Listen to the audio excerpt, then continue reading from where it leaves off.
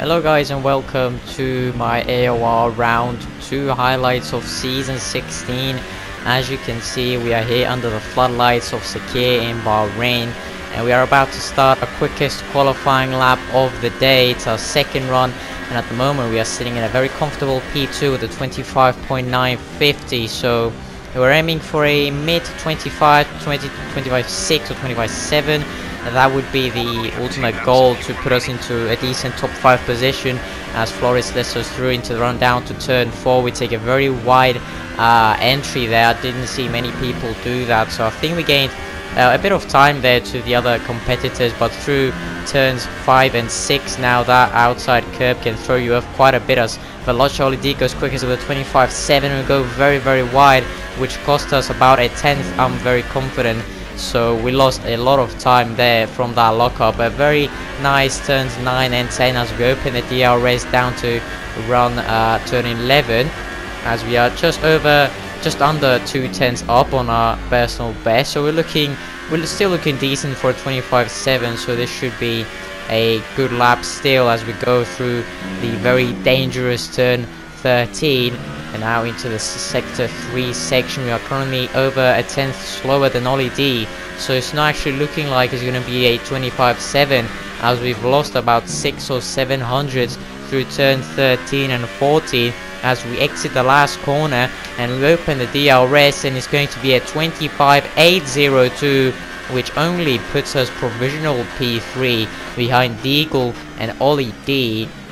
And it is going to be way worse than P3. P6 for the Bahrain Grand Prix here in round 2. Over 5/10 slower than pole position. Epic Gamer, fascinating lap with a 25.2. That's absolutely astonishing. But now it's time for the race. It's 5 red lights for round 2 of season 16. And we are underway. A very decent start, a bad start from Big C ahead of us. We're going to try and get the inside line, but he covers it as Yano goes down the middle, so we have to take some sort of action here, and we get boxed in by 4 cars there. We have absolutely nowhere to go, so we let 3 cars through, and we're down to P9 as Danny goes around the outside, and now Flores is passed as well, so we've lost 4 positions as Tim lets us through, and a lot of other people as well. We're going to try and go around the outside of our teammate who's on soft tires. Can we make the move stick? No, we cannot. So we're down to P9. 3 positions lost on the opening lap, and that's a sign of us being way too cautious on the first lap. Obviously, we're a bit unlucky on the start, getting boxed in and sandwiched, and now Curly's going to try and get us. So this might be 4 positions lost on the opening lap. But fortunately, we have the inside line into the double left-hander, sorry. And we have stick into P9 behind our teammate Flores, who is pressurizing the ass of Danny MG, and hopefully we can both get past in some way. And yeah, Flores is actually a very good strategy so far. P8 on the soft tires is by far the first soft runner, as Curly behind us is also on the softs. Now he's going to try and go around the outside of Danny into turn 1, turns to the inside for turn 2, and Danny loses the back and almost crashes into the back of us. That was incredibly lucky from us not to get our race ruined there. We're going to try and stick it around the outside into turn 4. Not the easiest move we're going to do today, and we actually make it stick. So that was a decent overtake around the outside in turn 4, and we find ourselves into P7 and 8, me and Flores, as yeah, it's the start of lap 2, and we have made some ground up, as now Yano is going to try and go down the inside of Big C. Flores goes incredibly wide, and we're going to try and go down the inside, but we don't quite make the move stick, as it's very close. We're in the midfield. P5, 6, 7 up into P8 is very close. Now Big C and Flores going to try and go down the inside of Yano, and Yano gets pushed off wide by Big C, who gets P5 at the moment. It's 3 wide coming into the right-left chicane, and we have to back out of that. And now we're going to try and go for a double overtake. It's all kicking off here in the second sector. We go around the outside of Yano. Flores goes down, steaming down the inside, and we have both made a place up somehow. I'm up into P6, Flores up into P7, and now we are going to cut off to the next target, and it's going to be up into a net P5 as Epic Gamer pits very early, and it's a textbook move on Big C on the Toro Rosso. And next up is the Flying Finn, the Toro Rosso driver. That's our next target, and starting lap 8 is another a replica of a Big C move. So the 2 Toro Rossos getting dispatched on the main straight very easily with the use of ERS, DRS and slipstream. So we are up into P4, I believe, as a net P4. Some people have pitted already. And we are actually going to go into the pits on lap 9, and on practice I was only able to go maximum lap 8, so to go to lap 9 was a very good move for the second stint as well. It helped us a lot to push on the second stint as much as we would have liked. And now the Mercedes and the Red Bull are going to get held up by each of us, but we're actually going to get held up as well by the Red Bull as a domino effect kind of. So the gaps are about the same, but the two people who are going to benefit from this stacking up kind of are the two Toro Rossos you can see are coming steaming into the big straight, and I think they're both going to get us. Flying Finn is going to fly past us into the big straight. We are not even going to fight back into turn 1. We know we are on very cold tires, and these mediums take about 1 or 2 laps actually to heat up into their optimal temperature.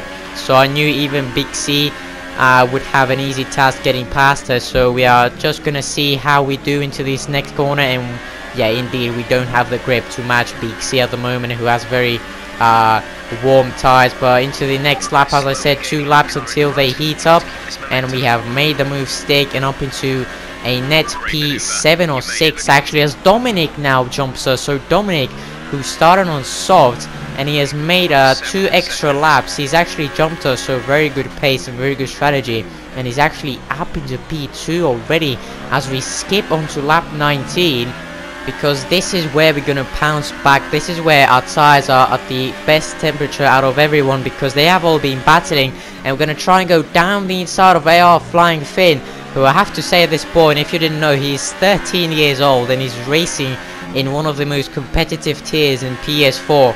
And he was the guy that I had the most struggles to get past, if I do say so. This is our second try now to get past down the inside into turn 1. Lovely defending by Flying Finn. He gets a very nice launch off the first corner. And let's see if he goes for another dive down the inside. Yes, we are. We don't really want to waste time behind the Toro Rosso, but he seems to get better traction. We're going to try and leave him really little space so he cannot use a lot of the track, but he still manages to keep his nose in front, as Flores is very far down the field and he makes the fastest lap. So let's see how much longer we're going to be behind the Toro Rosso. We're going to go for another dive into lap 22. We went for a lot of moves into the first corner on the Toro Rosso, and it goes very wide, and this is surely going to be a open invitation for us to go down the inside, but we're actually up to the outside this time, as we had quite a lot of space on the inside. But the outside actually proves to have a lot of grip, as we're going to try and stick around the outside, but not quite able to get any sort of move done there. And it's actually going to be lap 23 where we have our biggest chance. We're going to go down the inside, a little space left on the inside. He tries to push us on the inside again, but into the apex. Let's see, he's still around the outside. I'm going to fend off our place from now and save a bit of ERS for the run down to turn 4. Can we make a move stick finally down the inside? It seems like we have made a move stick, but look at that arrow absolutely rocketing off the launch of turn 4. That's a beautiful switchback. We're going to try and go around the outside, but it goes around the outside as well. There's a lovely battle between the two of us. It goes down the inside. We're still around the outside, still side by side about 4 corners later, and he's still somehow in P5. So this is turning into an amazing battle, which is both costing us time, but we have, none of us really wants to back off. It's for a top 5 finish in the second round of the championship. We're going to go for another dive into a place where you don't see overtakes very often. It seems like we have got the upper hand coming into turn 13. Can we stick it around the outside? The back end is losing grip, and that's very scary when that happens. We're going to try and go for some sort of switchback. Steered on lap 13, only 6 laps to go, and ahead of us Ollie D and Deagle are also going at it. So a lot of scraps up front, and we want to get involved into the battle for the podium. So this is gonna have to be the move stick on Flying Finn, and it seems like he's not using a lot of the ERS. I think he's run out of it on all the battling we've done, as clearly he's lost a lot of straight line speed. So yeah, that's the battle done. Another textbook move on the big straight. So up into P5, and now our next targets are Deagle Killer and Ollie D, as Dominic is leading the race, Epic Gamer in second, and now the battle for the podium is heating up. And this is the final lap, the absolutely legendary final lap of AOR round 2, as you may have already seen. Deagle in 4th, Ollie D in 3rd, and we are down in P5 at the moment. Deagle goes down the inside of Ollie D for P3. Can he make the move stick, and who's going to benefit from this?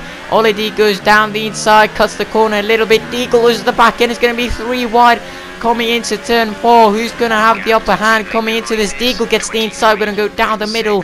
We're going to try and make the switch back here, as it turns out beautifully actually for us into turn 4 and out 5 and 6. Around the outside goes Deagle, and we're going to stick it around the outside as well. Coming into turn 6, the curb puts us off a little bit. We're going to go down the inside of that's Epic Gamer. That's Epic Gamer from P2, who has a puncture, a rear right puncture. I'm going to go around the outside of him. He's not going to be able to fend off the position with a rear right puncture, and somehow in about half a minute we've gone from P5 to P2, and now we've got Ollie D. So this battle is going to go right down to the wire of the finish line, as Dominic is about to win this race in fantastic fashion. A great race from him, but we're going to focus on this battle for P2 now. Ollie D is very close to us, and it would be absolutely no surprise if he goes for a move, and he does indeed into turn 14. 2 corners to go. We have got a little bit of ERS to harvest, and now up to the last corner. Are we gonna go to the inside? Yes we are, and Ollie D is not gonna go for a move,